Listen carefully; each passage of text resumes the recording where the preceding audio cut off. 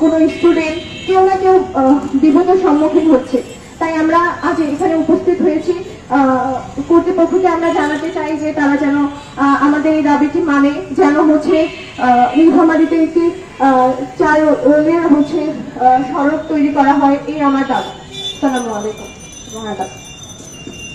অসংখ্য ধন্যবাদ নীলফামারী সরকারি মহিলা কলেজের শিক্ষার্থী তাকে তার দাবি সম্বলিত বক্তব্য রাখার জন্য।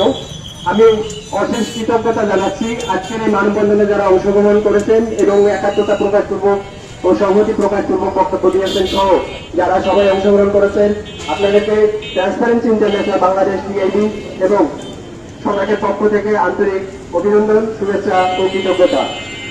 দুর্নীতি বিরোধী আন্তর্জাতিক সংস্থা ট্রান্সপারেন্সি ইন্টারন্যাশনাল বাংলাদেশ টিআইবি নীলফামারীতে দুর্নীতি বিরোধী নানাবিধ কার্যক্রম বাস্তবায়ন করছে। তারও ধারাবাহিকতায় আজকে সত্য নীলফামারী সড়কে নিরাপদ সড়কের দাবিতে এই মানববন্ধনটি ইউএস গ্রুপের বিশেষ উদ্যোগে আয়োজিত হচ্ছে। এই পর্যায়ে মানববন্ধনের সভাপতির বক্তব্য রাখবেন জনাব মোহাম্মদ আখতারুল আলম রাজু, সভাপতি সচেতন নাগরিক কমিটি সোনাক নীলফামারী।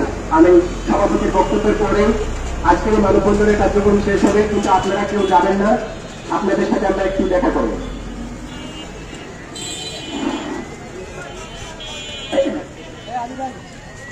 আজকের এই মানববন্ধনের সম্মানিত উপস্থিতি, সবাইকে জানাই সচেতন নাগরিক কমিটির পক্ষ থেকে অভিনন্দন ও শুভেচ্ছা।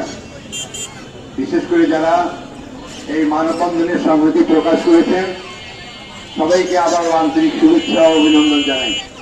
বিশেষ করে নীলফামারী মহিলা college, Nilphamari Samriddhi school and college, press club, আমাদের ট্রাক মালিক সমিতির সম্পাদক এবং সদস্যবৃন্দ, বিশেষ করে গ্রিন ভয়েস এবং অন্যান্য যারা সংস্থারা এই মানববন্ধনে একতা প্রকাশ করেছেন, আমি সবাইকে সচেতন নাগরিক কমিটির পক্ষ থেকে এবং টিআইবির পক্ষ থেকে জানাই আন্তরিক শুভেচ্ছা ও অভিনন্দন।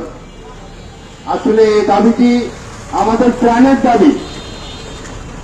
আমরা নিরাপদ সড়ক চাই, আমরা সড়কে সুশাসন চাই। আমার ট্রাক মালিক সমিতির সম্পাদক মহোদয় বলেছেন যে আজকে আমরা কত ইয়ের মধ্যে আছি, হেফাজতের মধ্যে রয়েছি। আমাদের একটি সড়ক, এই সড়কের মধ্যে অব্যবস্থাপনা রয়েছে। আপনারা জানেন নীলফামারীতে একটা ইপিজেড রয়েছে, যেখানে অন্তত